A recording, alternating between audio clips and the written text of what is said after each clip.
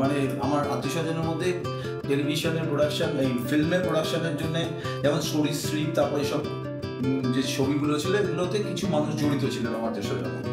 আমার মনে হয়েছিল যে আমি তো থিয়েটারটা করছি, কিন্তু আমি এটা ফিল্মে যেতে চাই বা টেলিভিশনে যেতে চাই, কিন্তু কিভাবে যাব? তখন আমি সবাইকে জিজ্ঞাসা করেছিলাম, ওই যে বলে না যে লোকজন কাজ, মানে কিছু মানুষজন পরিচিত যারা আছে তারা থাকলেও তারা হেল্প করে না। এবার দ্বিতীয় কথা যে আমার চেহারাটা এরকম দেখছো না, যে অদ্ভুত একটা চেহারা দেখছো, তো এই চেহারাটা বাংলা সিরিয়ালের ক্ষেত্রে আমার লুক ওয়াইজ লোকের কাছে অ্যাকসেপ্টেড ছিল না, মানে কোনো জায়গা থেকেই না। মানে গোফ রয়েছে এরকম চুল, হ্যাঁ, কারণ সবাই একটু নরম সরম বাংলা এতে ছিল, তো সেখানে খুব একটা অ্যাকসেপ্টেড ছিল না। ইন দ্য মিন টাইম আমার কোনো না কোনোভাবে পরিচয় হয় অঞ্জন জেঠুর সাথে, অঞ্জন চৌধুরী। ওকে আমি কাজ দেব, আমি ইন্টারেস্টিং, বাট প্রথম দেখাতেই আমি অনেকদিন ধরে ঘুরেছি, ওনার সামনে যাওয়ার চেষ্টা করেছি, এতে আমাদের NT1 স্টুডিওতে ওনার যেটা অফিস ছিল সেই অফিসের সামনে গেছি, করেছি। তখন ওনার মহড়া হচ্ছে, উনি তখন সুস্থ, খুব ভালো। হ্যাঁ, ওনার শুটিং হচ্ছে অন্য একটা কোনো ছবি, একটা দারুণ জিপ দাঁড়িয়ে আছে, আমি জিপটা দেখছি দাঁড়িয়ে, আমি বেশ নিজেকে ফিল করছি। 3 দিন 4 দিন বাদে উনি আমার সাথে কথা বললেন, তো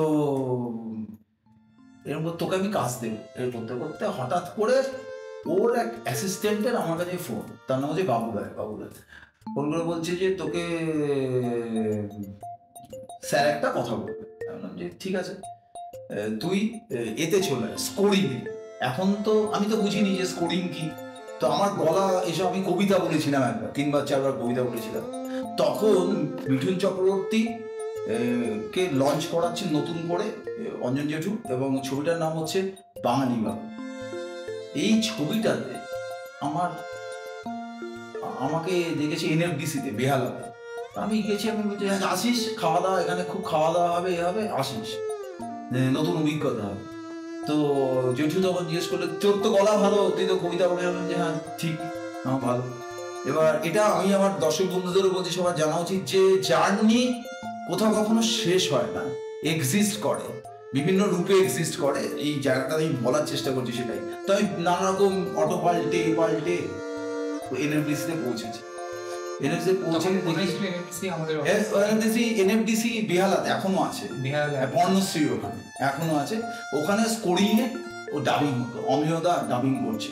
এবং আমার এখনো মনে আছে, আমার সেই ওই ছবিটাতেই আমার জীবনের প্রথম ফিল্ম জোড়া দেখা। তরুণ মজুমদারের, তনু স্যারের যে অফিস, তার উপরে সেখানে এরকম এডিট মেশিনে জোড়া হচ্ছে, আমার ওখান থেকে দেখা জীবনে। হট করে আমাকে কোনো কিছু সুযোগ দেয়নি, ওই এডিটিং দেখা। এবার আমি ওখানে গিয়ে আমাকে বলছি, তোর কাজ কি? শোন, বলে কি কাজ? তো গলা ভালো বলছে, তোকে 10 রকমের গলা করতে হয়, পারবি না? এমন পারবো। এবার একটা অফিসের সিন এসছে, যে ডাবাররা, তারা কিছু যারা অভিনয় করেছে তারা ডাব করতে পারছে না।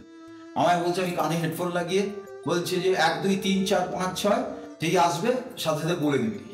আমি আমার ঈশ্বরের আশীর্বাদে আমার এই আবৃত্তি, আমার মার কথা সেদিন মনে হয়েছে, আমার আবৃত্তি ওখানে আবৃত্তির মতো নাটক করো, কিন্তু অভিনয় যখন ফিল্ম করবে বা টেলিভিশন করবে, তার মাপটা বোঝো। সেই মাপটা একমাত্র বুঝতো বা বোঝেন এখনো অব্দি 4টে জায়গাতেই সফল একটা মানুষ, তার নাম সন্তু মুখোপাধ্যায়।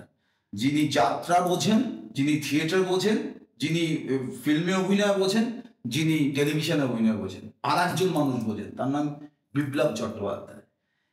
এই মানুষটাও টেলিভিশন বোঝে, রেডিও বোঝে, যাত্রা বোঝে এবং ফিল্ম বোঝে, সমস্ত এই 5টা মাধ্যম। তো এই লোকগুলোকে না কানে নিয়ে শুনতাম কে কিভাবে বলে।